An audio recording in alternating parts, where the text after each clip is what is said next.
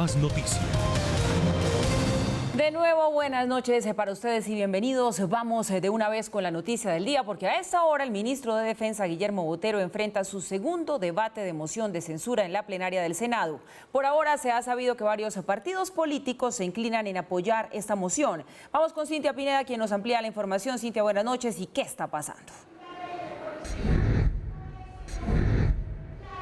Paula y televidentes, buenas noches. Pues ya se cumple casi 3 horas del inicio de este juicio político que hoy adelanta la plenaria del Senado de la República al ministro de Defensa, Guillermo Botero. El citante de este debate, el senador Roy Barreras, ha expuesto los motivos por los cuales, según él, Guillermo Botero debería abandonar su cargo. Primero, ha manifestado que fracasó en la política de seguridad ciudadana porque aumentaron los homicidios y los hurtos en Colombia. También ha manifestado Barreras que durante su gestión se han engrosado las filas de las disidencias de las FARC, también que ha fracasado en las políticas de erradicación de cultivos ilícitos y en la protección a los líderes sociales y a los exguerrilleros de las FARC. En especial puso como ejemplo 2 casos. Primero, el del ex FARC Dimar Torres y también el del campesino Flower Trompeta, quien murió en confusos hechos en una confrontación que tuvo la fuerza pública con supuestos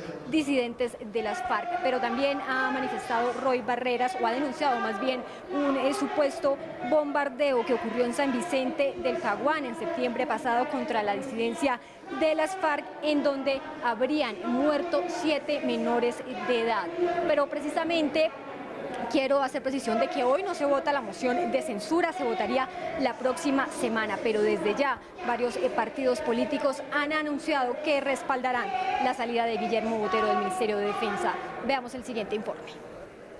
Guillermo Botero enfrentará su examen más difícil en el Congreso de la República. Partidos que lo apoyaron en el pasado hoy parecen quitarle el respaldo. La decisión es de que el liberalismo, luego del debate del día de hoy, va a respaldar la moción de censura que se votará la próxima semana. Bueno, por ser bancada de gobierno creo que el camino no es la moción de censura, pero en este caso en particular sí se debería aplicar la responsabilidad política y le sugiero al ministro que dé un paso al costado y no desgaste al presidente de la República. Pues lo que yo sé es que la mayoría del partido de la U va a apoyar una moción porque entre otras es de un miembro del partido de la U. La oposición celebró el respaldo a la moción de censura contra el ministro de Defensa. Ojalá por primera vez estrenemos en el Congreso la moción de censura.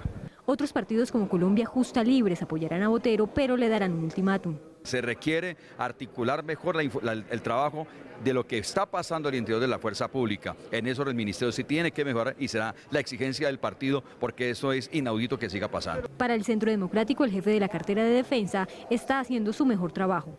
La verdad es que la situación del país es difícil, en unos aspectos de seguridad ha mejorado. Ese tema del Cauca es muy complicado. El ministro es un hombre honorable que está haciendo todo el esfuerzo. A última hora, el Partido Cambio Radical también anunció que votarán para que Botero abandone el cargo. La bancada de Cambio Radical ha decidido acudir a esta herramienta propia de las democracias, en donde se ejerce la responsabilidad política, en donde se ejerce el debate de control político y en donde se tumba un ministro cuando no hay resultados satisfactorios en una política pública. En ese momento les quiero contar que están interviniendo los voceros de cada partido político y enseguida será el turno del ministro de Defensa. Es la información que se registra desde la plenaria del Senado de la República. Cintia Pineda, Red Más Noticias. Cintia, gracias, y se queda por supuesto usted allí muy atenta a lo que viene en el Congreso. Mauricio, mire, la verdad que hay que esperar todavía el desenlace de esta historia, ¿no? Porque desde Palacio seguramente están moviendo sus fichas para que el ministro no se caiga, pero lo que sí se puede hacer desde hoy es proyectar la situación de lo que hay en este momento, a esta hora, y la verdad es que se ve un ministro bastante débil en el Senado. Entonces, si se cae el ministro, ¿cuál sería la lectura que esto le deja al país sobre su gobierno? Porque además esto sería histórico, es la primera vez que un ministro saldría de su cartera por moción de censura, porque esto aquí nunca ha pasado antes. Y lo otro, nos decía Cintia, que se votaría ese debate de moción de censura, o esa moción de censura mejor, la próxima semana. ¿Tiene tiempos el gobierno, con ese anuncio de que será la próxima semana, de actuar antes, es decir, de cambiar su ministro, que se ve mucho mejor presentado ante el país, y no que se lo saquen? Paula, yo creo que hay que empezar por tratar de ver cuáles han sido las falencias de la política de seguridad para ver si el cambio del ministro de la Defensa los supliría o las resolvería esas falencias. Sí. Usted sabe que la lista de cosas que se le endilgan al ministro es bastante larga. Hay gente que dice, no, es que dice cosas inoportunas, dice cosas inadecuadas, improvisa a la hora de hablar con la prensa, no está enterado de lo que es lo que pasa bajo su gestión. Todo eso es cierto, todo eso es cierto. Pero de la cartera de defensa o de la política de defensa hay cosas muy preocupantes. Ustedes recordarán, la primera de ellas, yendo un poquito en el tiempo, aquella directiva que se terminó emitiendo dentro del Ejército, según la cual se terminaba premiando a aquellos militares que mostraran más bajas en conflicto. Es decir, no necesariamente vamos a neutralizar, no necesariamente vamos a mejorar la seguridad, vamos a terminar teniendo más bajas de parte del enemigo. Y eso evidentemente es un incentivo perverso. Ustedes recordarán que esa directiva fue finalmente levantada y eliminada por parte de los altos mandos del Ejército. En segundo lugar, muchos actos de corrupción. En este noticiero hemos estado reseñando los distintos actos de corrupción, han salido de sus cargos algunos de los que están involucrados, otros están siendo investigados, pero es la feria desde aquellos que estaban vendiendo permisos, cosas de ese estilo, hasta aquellos que estaban vendiendo salvoconductos para poder portar armas en el camino. Pero quizás lo más grave es que hay una combinación de elementos perversos poco efectivos. Los elementos perversos son aumento de las masacres, aumento de asesinatos selectivos, aumento o reaparición de alguna manera de ejecuciones extrajudiciales, no de otra manera se puede llamar el caso de Edimar Torres, ejecución extrajudicial, y paralelamente un aumento en la inseguridad en el país, en regiones específicamente dominadas por el narcotráfico, y en concreto está el ejemplo del Cauca. No es fácil decir que si se cae el ministro se va a resolver toda esa situación. Evidentemente en esta lista que acabo de hacer hay problemas de la cúpula, hay problemas de los altos mandos militares, hay problemas de coordinación entre las fuerzas militares y otras políticas del Estado, evidentemente, porque a las zonas que desocuparon las FARC hay que llegar con una combinación de Estado, institucionalidad, oportunidades económicas y seguridad, y no solamente con seguridad, y peor si ni siquiera se llega con seguridad. Por lo tanto, no es evidente que para que enderece el camino de seguridad del gobierno se necesita que se caiga el ministro. Pero lo que sí es evidente es que para hacer un cambio central de la política de seguridad, uno de los elementos que está de por medio es la figura del ministro. Otros dirán también la cúpula militar y otros dirán también la decisión del gobierno de manejar de una manera distinta la seguridad. No deja de ser llamativo en todo caso que quien sale en defensa del ministro sea el expresidente Uribe, no por ahora el gobierno de manera explícita, ya tendrá oportunidad de hacerlo, ya ha tenido oportunidad de hacerlo, pero digo que no es gratuito porque parecería, desde que se conformó el gabinete de Iván Duque, que había unos ministros que venían señalados desde el Centro Democrático, prácticamente desde el estilógrafo del expresidente Álvaro Uribe, y uno de ellos era Guillermo Botero. Y en esa medida Paula dice, bueno, el gobierno va a salir a defender lo que va a terminar haciendo en esta semana, seguramente defendiéndolo, porque seguramente es de esas carteras delicadas en las que el presidente Duque no tiene tanto margen de maniobra frente a su partido o frente al expresidente Álvaro Uribe. De cualquier manera, si se termina cayendo el ministro Botero, es una baja terrible para el gobierno desde el punto de vista político. Y si no se termina cayendo, seguramente va a seguir cojeando la política de seguridad. Por lo tanto, creo que si no hay un viraje de 180 grados en la manera como se enfoca esa política de seguridad, en cualquiera de los dos casos va a salir bastante herido el gobierno.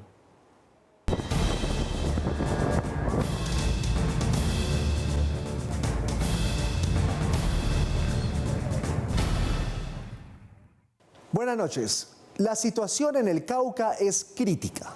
Las dos masacres presentadas en la última semana en Toribío y Corinto, así como el asesinato de dos comuneros en menos de 24 horas, llevó a organizaciones sociales como Marcha Patriótica, Asoinca, CUT, CRIC, entre otras, a declararse en asamblea permanente. Mientras tanto, el gobierno toma medidas urgentes que van desde el aumento del pie de fuerza y el reforzamiento de la asistencia social. Paula Ardila, ¿quién es el delegado del presidente para atender esa situación? Buenas noches. Joanny, muy buenas noches. Pues son varias las tareas que tiene el Alto Comisionado para la Paz. Entre ellas, una de las más importantes es lograr la articulación de todas las autoridades del gobierno y del Estado para que se acelere la implementación de los proyectos que para el Cauca incluso contempla el Plan Nacional de Desarrollo. Más de $1 billón es el monto de inversión que espera acelerar el gobierno en proyectos y alternativas que le ayuden a la población caucana a blindarse de la violencia. Estos 160 proyectos de regalías están en marcha y lo que tenemos que hacer ahora es acelerar su implementación. De igual manera, los planes de desarrollo con enfoque territorial. Con los programas de seguridad alimentaria, la mejora en la atención de familias en acción y mejoras en infraestructura, el gobierno pretende aumentar la presencia institucional en el departamento azotado por masacres y narcotráfico. El enemigo común es el narcotráfico y por eso el planteamiento del presidente Duque es una articulación entre la lucha contra ese narcotráfico, pero no solamente con una aproximación de seguridad, sino principalmente con una aproximación social. Ceballos también dialogará con los indígenas para lograr la presencia de la fuerza pública en terreno. Nosotros estamos seguros que habrá los mecanismos de diálogo y de concertación para que, respetando la autonomía de los pueblos indígenas, también haya la presencia de la seguridad del Estado. El presidente dio la orden este fin de semana de intensificar la inversión social, además de asegurar que liberará al norte del Cauca de los bandoleros que buscan seguir con el narcotráfico. Mientras tanto, las organizaciones sociales, sindicales e indígenas del Cauca decidieron levantarse de la mesa de trabajo regional que se adelantaba con el gobierno para tratar de mitigar la ola de violencia que enfrenta esa zona del país. La postura que asumieron las diferentes organizaciones de defensa de derechos humanos concuerda en que la respuesta por parte del gobierno de incrementar el pie de fuerza en la zona y generar proyectos de inversión es una respuesta de poco impacto. Los indígenas afirman que no pueden continuar con un diálogo para establecer una política pública mientras sigan los asesinatos de sus compañeros. Es ética y moralmente imposible continuar con un diálogo en la construcción de una política mientras que a nuestros compañeros y compañeras las están asesinando en los territorios, los están amenazando, los están extorsionando. Como pueden ver, el panorama no es fácil. Mientras tanto, los indígenas ya confirmaron que el próximo 21 de noviembre se sumarán al paro nacional. Paula, Mauricio, vuelvo con ustedes a estudio.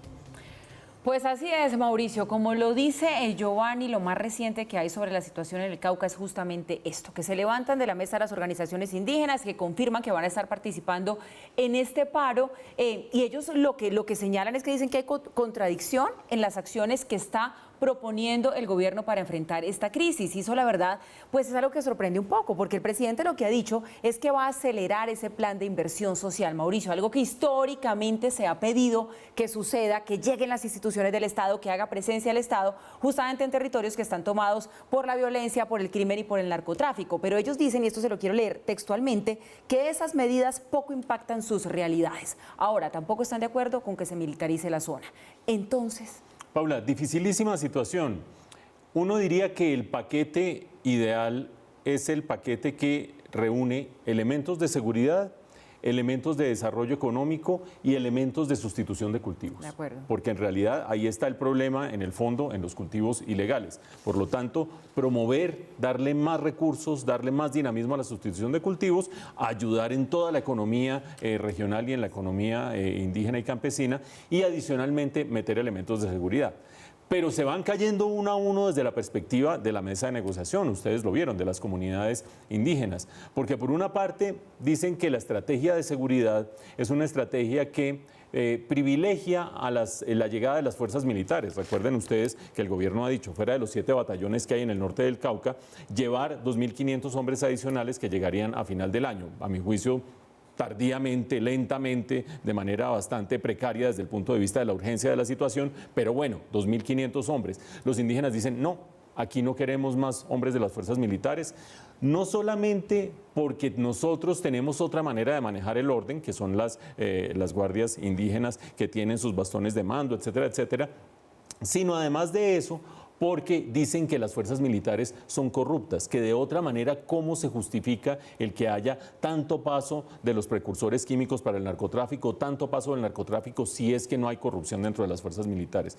Por una razón o por otra dicen, número uno, no queremos fuerzas militares aquí. Número dos, la sustitución de cultivos y la promoción y la agilización sí les suena. De hecho, han buscado en muchas ocasiones que haya una agilización y más recursos para la sustitución de cultivos. Número tres, el desarrollo social. Entonces uno dice, bueno, llega el gobierno con 700.000 millones de pesos en inversiones en infraestructura, en carreteras, en oportunidades laborales, etcétera, etcétera. Pero los indígenas le dicen, por una parte, eso viene de tiempo atrás, acuérdense de la minga de abril. Eso está prometido desde la minga de abril y viene desde antes y se van remontando un paro tras otro hacia atrás. Ustedes se acuerdan que cuando se dio la minga en el mes de abril, nosotros hicimos un recuento de los múltiples paros que ha habido en la comunidad indígena en el suroccidente del país y evidentemente son promesas tras promesas tras promesas que no se cumplen y dirán, bueno, me vuelve a prometer 700.000 millones, vaya usted a saber si sí o si no. Y de allí viene esa reflexión acerca de esto no es suficiente para cambiar la situación de estos territorios y de estas comunidades. Pero lo que me parece a mí más complejo, porque hasta ahí uno diría, bueno, entonces no son 700.000, sino 4 veces más y que la inversión sea efectiva, buena sustitución de cultivos y que lleguen los hombres, no, pero es que ahí no cuadran con la Guardia Indígena, entonces ¿cómo hacemos?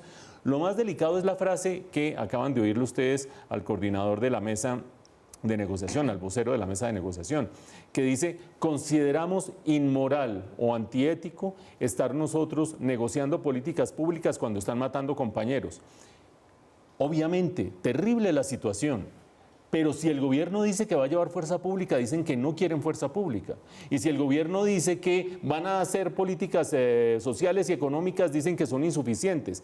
Y si en medio de todo eso el gobierno dice, bueno, entonces ¿hacia dónde más nos movemos? Dicen, nos movemos a pararnos de la mesa y nos vamos al paro el 21 de noviembre.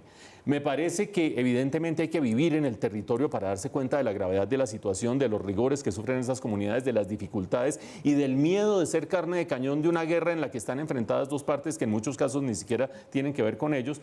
Hay que estar en esos zapatos, hay que estar en esas alpargatas. Pero hay que tener muy presente algo, que la propuesta del gobierno, cuando es desechada de esa manera, no me interesa la seguridad, no me interesan tampoco las políticas públicas, deja al Estado totalmente maniatado a la hora de buscar una negociación. Yo quisiera saber, ese vocero de la mesa, entonces, ¿qué pide? ¿O qué van a pedir ellos en el paro? ¿O qué es la multiplicación de políticas que van a pedir en el paro? Creo que el gobierno jugó unas cartas altas pretendiendo que en esta partida se saliera adelante y esas cartas altas han sido rechazadas por las comunidades indígenas en una situación complejísima en que no quisiera uno que le tocara tomar decisiones.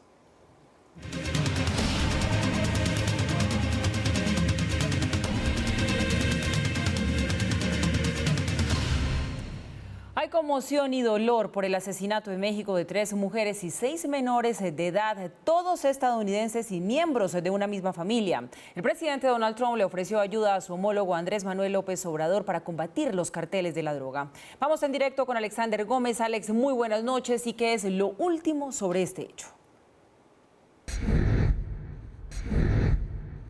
Buenas noches, pues lo último tiene que ver con que al final de la tarde el secretario de Seguridad mexicano, Alfonso Durazo, compareció ante el Senado y respondió a esta petición hecha por el presidente de Estados Unidos, Donald Trump. Dice que el gobierno mexicano no se va a enfrentar en una lucha a muerte contra el crimen organizado de México. Este era uno de los 3 vehículos que transportaba a 17 miembros de la familia Levarón, 3 mujeres y 14 menores de edad.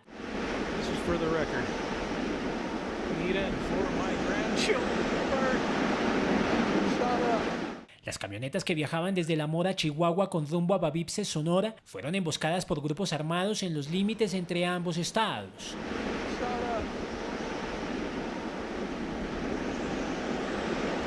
En su cuenta en Twitter, el presidente Donald Trump condenó la masacre y ofreció ayuda a su homólogo mexicano Andrés Manuel López Obrador para combatir a los poderosos carteles de la droga que imperan en todo el territorio. Por su parte, y en una conferencia en el Senado en la que le regalaron un muñeco de Pinocho, el secretario de Seguridad Alfonso Durazo dejó claro que el gobierno de López Obrador no va a enfrentarse a una lucha a muerte con el crimen organizado. Evitar el uso de la violencia y el derramamiento de sangre por todos los medios posibles y trabajar para que nadie se vea obligado a delinquir por falta de oportunidades. La familia Levarón llegó a México en la década de 1920 y se estableció en el estado de Chihuahua. Aunque pertenecían originalmente a la iglesia mormona, se fueron de allí. Hace 10 años la familia se negó a pagar el rescate de Eric Levarón, de 17 años, quien había sido secuestrado y posteriormente liberado. Desde entonces Julián Levarón, otro miembro de esa familia, había encabezado un movimiento contra el secuestro en Chihuahua. Pues Mauricio, de toda esta trágica situación de cómo perdió la vida esta familia, que las imágenes además son muy impactantes, extraer la respuesta del presidente de México ante la ayuda que le ofreció Donald Trump para luchar contra los carteles de la droga no es un tema menor, porque prácticamente lo que dice Andrés Manuel López Obrador es que él no va a enfrentar al narco en su país. Yo no sé si usted entendió lo mismo que yo. Paula, hay dos ofrecimientos distintos de parte de Donald Trump en sus tweets y en sus mensajes, y aparentemente en la conversación que tuvieron también hubo dos ofrecimientos. El primero de ellos, pues yo no sé a ustedes si les interesará saber qué haría yo como presidente, pero les cuento, yo como presidente lo habría rechazado también. ¿Por qué? Porque dice, si México necesita ayuda para limpiar esos monstruos, Estados Unidos está dispuesto y es capaz de hacer el trabajo de manera rápida y efectiva. Es decir, pues, o sea, ustedes dirán, claro, ánimo, vamos contra ellos. Sí, entra, y se retira. ¿Y quién se queda con el despelote que se arma en ese caso? Pues si nomás, hace poquito, hace unos cuantos días, el hijo del Chapo Guzmán, operación rápida, efectiva, y tuvieron que soltarlo con el inmenso despelote de violencia que se armó. Uno como presidente de una nación, que el país más poderoso del mundo le dice, usted lo que quiere es limpiar esos monstruos, déjeme, yo le mando el insecticida y tenga y tran, y me retiro inmediatamente de manera rápida y efectiva, también le digo, vea, eso ¿qué sentido tiene? Me deja aquí con el problema inmediatamente incendiado. Pero hay otra dimensión muchísimo más razonable que también, bueno, esa la rechazó Andrés Manuel López Obrador, pero también rechazó la dimensión razonable, que es una cooperación bilateral para una política mucho más estructurada y mucho más de mediano plazo para luchar contra el narcotráfico. Y esa la rechaza también Andrés Manuel López Obrador. Por supuesto que nosotros, en Colombia, hemos vivido en carne propia el gran problema que significa que un mercado que se desarrolla en Estados Unidos, con una prohibición que surge en Estados Unidos, con unas ganancias que están en Estados Unidos, generen una guerra que multiplica los muertos a este lado de la frontera, si ustedes lo quieren poner frontera tras frontera tras frontera, hasta el sur del continente, hasta llegar acá. Por supuesto que lo hemos vivido, pero la alternativa, que es por la que está optando el gobierno de México, es muchísimo más grave. Lo decíamos cuando sucedió lo del hijo del Chapo Guzmán. Yo lo denominé aquí una claudicación del Estado mexicano en su lucha contra el crimen. En ese momento no estaba metido Estados Unidos. En ese momento era, agarro a alguien para extraditarlo, ahí estaba metido Estados Unidos, pero lo agarro sencillamente. Y es de tal violencia la reacción de los criminales que tengo que decir, bueno, está bien, lo suelto. Claudica el Estado mexicano para hacer cumplir la ley en su territorio. Y ahora aparece el ingrediente Estados Unidos, porque Andrés Manuel López Obrador le dice claramente, no voy a combatir violencia con violencia, no voy a hacer algo que genere aquí más perturbaciones dentro de mi propio país, no voy a recibir, por lo tanto, esa cooperación. ¿Eso qué significa en la práctica? Un mensaje más que elocuente, un mensaje más que clarito para los carteles del narcotráfico de ustedes sigan a sus anchas. Y de paso, si quieren, usen violencia, porque yo, como Estado mexicano, no combato la violencia con más violencia. Y eso, en la práctica, es consolidarse como un paraíso, como un sitio totalmente libre de cualquier tipo de riesgo para el narcotráfico. Nota de pie de página, mientras más los negocios se consoliden en México, más se puede generar violencia en Colombia, porque aquí sale la materia prima para los negocios que se consolidan en México. Definitivamente una coyuntura muy compleja también. Pero y volvemos al país. En una audiencia por el atentado a la Escuela de Policías General Santander se reveló que las autoridades de los Estados Unidos supuestamente adelantan una investigación porque al parecer un ciudadano norteamericano habría muerto durante ese atentado. Juan Carlos Giraldo nos tiene más información sobre este tema. Chicho, buenas noches. Así es, muy buenas noches. Pues se trata de una investigación que, según el fiscal que adelanta el caso, está haciendo el FBI de los Estados Unidos como parte de la cooperación judicial internacional entre la Fiscalía colombiana y las autoridades de ese país. Esta información la reveló hoy el fiscal del caso en una audiencia reservada en los juzgados especializados, en donde se adelanta el juicio en contra de uno de los implicados en el atentado. Allí dijo el funcionario del ente acusador colombiano que se tuvo que entregar a las autoridades norteamericanas copia de un video en donde al parecer se ve al implicado en los hechos. Supuestamente en los hechos murió un funcionario norteamericano, lo que habría activado la competencia de la Agencia de Inteligencia norteamericana. Hecho que además podría significar que los implicados terminen siendo extraditados a los Estados Unidos por la muerte de este funcionario. El juez que adelanta la investigación le reprochó al funcionario nacional del ente acusador el haber escondido esta información y no haberla puesto de conocimiento. Sin embargo, este dijo que se trata de un asunto de cooperación internacional en el que él no tiene competencia. Esta es la información desde el centro de Bogotá. Regreso con ustedes a estudio. Juan Carlos Giraldo, Redman Noticias. Una polémica propuesta hizo el senador del Centro Democrático, Fernando Araujo. Propuso darles el estatus de refugiados a los venezolanos en Colombia con el fin de que lleguen mayores recursos de la comunidad internacional para la atención humanitaria de estas personas. ¿Por qué no mirar la posibilidad de que se declaren refugiados los venezolanos en Colombia y de esa forma estimular a que la comunidad humanitaria internacional nos dé una ayuda superior y de esa forma podamos atender los más de 5 billones de pesos, entre 4 y 7 billones de pesos que le cuesta al país atender esta emergencia humanitaria? Eso se está estudiando, además varias solicitudes de refugio, hay una definición muy clara en el orden internacional de qué es un migrante, qué es un refugiado, y se está haciendo un análisis interinstitucional de los impactos que tendría esta propuesta que hace el senador Araujo con el propósito de que sea discutida. Una alumna de la Facultad de Ciencias Farmacéuticas habría sido agredida sexualmente por 2 de los vigilantes de la Universidad de Antioquia. Según lo denunció la Asamblea General de Estudiantes en un comunicado, los hechos habrían ocurrido durante la fiesta de la facultad. De acuerdo con el documento, la estudiante se encontraba en estado de embriaguez y desapareció entre las 11 de la noche del viernes y las 13 de la mañana del sábado. Los amigos de la joven afirman que la última vez que la vieron fue en las instalaciones de la universidad. De acuerdo con la asamblea, la estudiante se habría quedado dormida y fue encontrada por 2 celadores, quienes habrían aprovechado para tocar sus partes íntimas en una zona que no cuenta con cámaras de seguridad. Con las empresas de vigilancia y particularmente esta, pues es la primera vez que yo tengo conocimiento de una denuncia de este tipo por violencia sexual.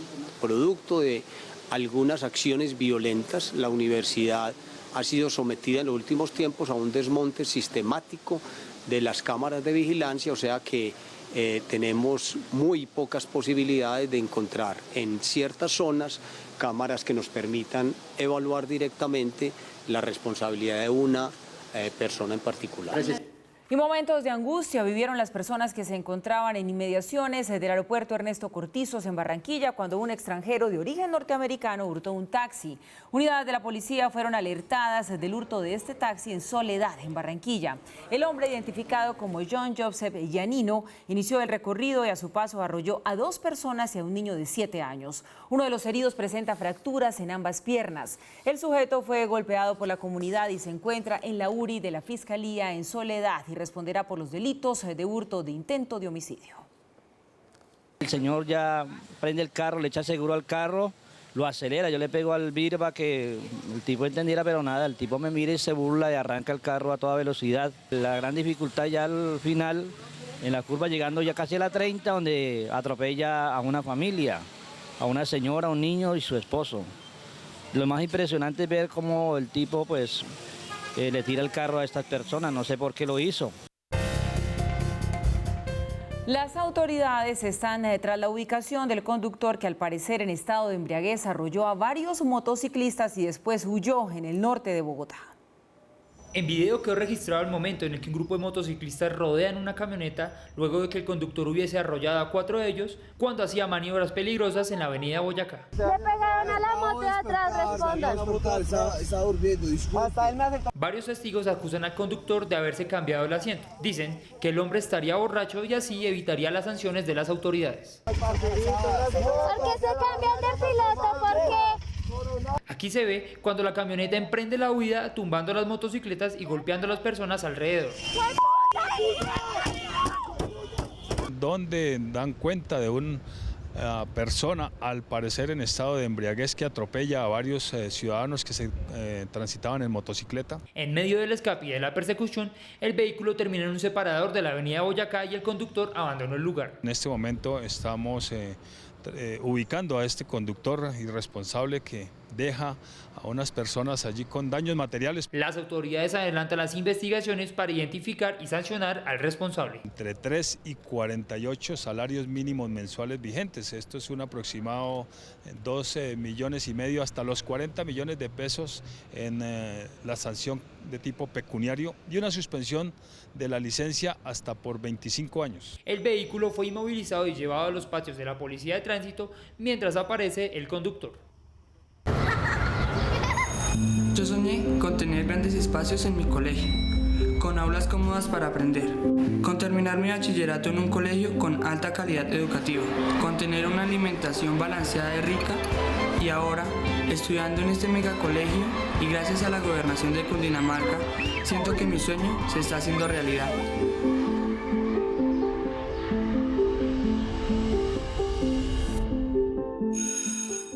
Y hablamos ahora de economía. El ministro de Hacienda, Alberto Carrasquilla, dijo que activos como Cenit, ISA y Ecopetrol no se venderán el próximo año. En un debate de control político donde se analiza la nueva ley de financiamiento, Carrasquilla señaló que lo importante es revisar la manera como se están usando los activos de la nación para sus procesos de enajenación. Algunos congresistas manifestaron tranquilidad por esa afirmación y otros pidieron que el proceso sea transparente y mejor con una comisión de expertos.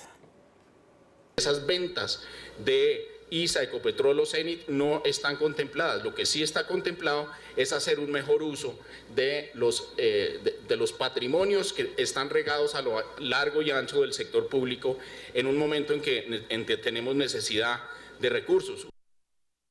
El petróleo de referencia Brent se negocia en promedio en $62.92 el barril.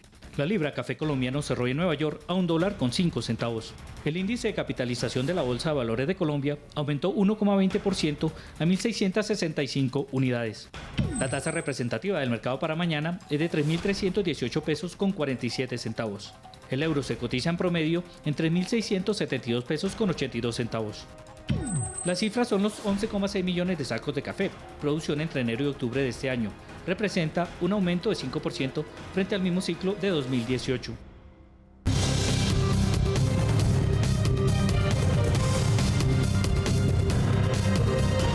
En noticias del mundo, Estados Unidos avanza en su salida del Pacto Climático de París. Nuestra editora internacional, Ana María Rodríguez, nos amplía la información. Ana, buenas noches. Paula, buenas noches. Pues Estados Unidos ya inició oficialmente este proceso de retiro del Acuerdo Climático de París. Recordarán que una de las primeras cosas que dijo Donald Trump una vez llegó a la Casa Blanca era que no estaba contento con este acuerdo climático y que quería salirse de él. Pues según está estipulado en el punto 28, un país que ya haya ratificado esta decisión, como es el caso, Estados Unidos debía esperar 3 años para poder oficializar este proceso, y ese es el tiempo ya cumplido por Estados Unidos. Anuncio el retiro de Estados Unidos del horrible, costoso y unilateral Acuerdo Climático de París.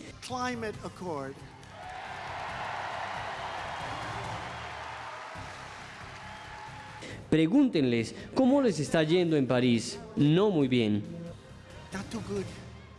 La salida que anunciaron hace 2 años, el 1 de septiembre de 2017, y que no había podido oficializarse por cuestiones contractuales del acuerdo. Este histórico pacto se firmó para combatir el cambio climático e intensificar las acciones necesarias en pro de un futuro sostenible con bajas emisiones de carbono.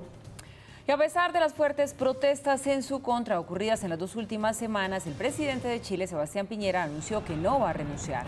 En medio de una ola de protestas en las que 2 carabineras fueron atacadas con bombas Molotov y que este martes volvieron a ser reprimidas en la Plaza Italia, Piñera ofreció una entrevista a la BBC en la que se mostró de acuerdo en llevar a cabo una reforma constitucional. También respondió de manera contundente cuando le preguntaron si estaría dispuesto a apartarse del cargo. No, déjeme decirle algo sobre Chile. Hace 30 años recuperamos nuestra democracia de manera ejemplar. Momento del entretenimiento en Red Más Noticias, y es que este fin de semana se entregaron en Sevilla, España, los premios MTV Music Awards de Europa. J Balvin y Rosalía obtuvieron el galardón a Mejor Colaboración por su tema Con Altura. El artista paisa fue el único colombiano ganador en esta gala. Rosalía fue quien recibió el premio y lo dedicó a J Balvin. Por su parte, él sigue siendo tendencia en las redes sociales al anunciar su agradecimiento por el apoyo recibido para superar sus episodios de depresión y ansiedad. Gracias a ustedes por el apoyo, y definitivamente a veces no damos prioridad a las cosas, pero se va aprendiendo, y la mayor riqueza es la salud. El próximo 13 de noviembre, la música de Shakira estará por primera vez en formato cine con El Dorado World Tour, un documental en el que se muestran los mejores momentos de su gira de conciertos, que esconde justamente el momento más negro de la vida de la barranquillera. El Dorado World Tour presenta la última gira de la cantante colombiana, con la que recorrió 22 países y agotó entradas en cada fecha, pero lo que más ha llamado la atención han sido sus declaraciones respecto a este contenido. El hecho de casi perder la voz, emprender una gira luego de ser madre, suspender sus primeros conciertos y creer que lo perdía todo son solo algunos de los motivos que hacen tan especial este documental, donde califica como un milagro lo que logró con esta gira de conciertos. Y para este inicio de semana, nuestro recomendado va por cuenta de Claro Video. Claro Video te invita a ver los mejores estrenos cuando y donde quieras. Spider-Man, lejos de casa. Sigue la nueva aventura de Peter Parker y sus amigos que van de vacaciones de verano a Europa, pero no encontrarán descanso, se enfrentarán a una gran misión. You invented an entire language? Tolkien. I made stories, legends. El joven Tolkien explorará la búsqueda de la amistad, el amor y la inspiración artística durante el estallido de la Primera Guerra Mundial. Todas estas experiencias llevarán a Tolkien a escribir sus novelas ambientadas en la Tierra Media, como El Hobbit y El Señor de los Anillos. Aquaman. Llega una increíble aventura subacuática dirigida por James Wan y protagonizada por Jason Momoa en el rol del clásico héroe de los 7 mares. Esta fantástica película la puedes disfrutar por HBO en la pestaña Play and Go de Claro Video. Hasta aquí el entretenimiento en Red Más Noticias. A ustedes gracias por acompañarnos y ya lo saben, tenemos una cita en 15 Minutos TV de lunes a viernes a las 8 de la mañana y a las 6 de la tarde mañana temprano. Nos encontramos en Red Más Conexión. Que descansen. Muy buenas noches y bienvenidos a las noticias En Red Más Noticias ya son 6 años de crecer a tu lado. 6 años de trabajar incansablemente para que estés bien informado, para brindarte un análisis profundo y confiable. Vamos a analizar las hipótesis, las opciones y sobre todo las declaraciones. Ya son 6 años mostrándote que conocer las noticias es bueno, entenderlas es mejor. Como ha sido costumbre en Red Más Noticias, siempre hacemos cubrimientos especiales. Pero lo más importante, son 6 años cumpliendo a cabalidad un compromiso con la verdad. Gracias por dejarnos entrar en sus hogares cada noche. Y llegamos así al final de esta emisión. A ustedes, como siempre, gracias por su compañía. Mañana los esperamos 6 en punto de la mañana en nuestra emisión de Red Más Conexión. Recuerden que también pueden vernos a través de Mi Claro App y de Claro Música sin consumo de datos para todos aquellos que son usuarios de celular. Claro, que descansen. Nos vemos mañana.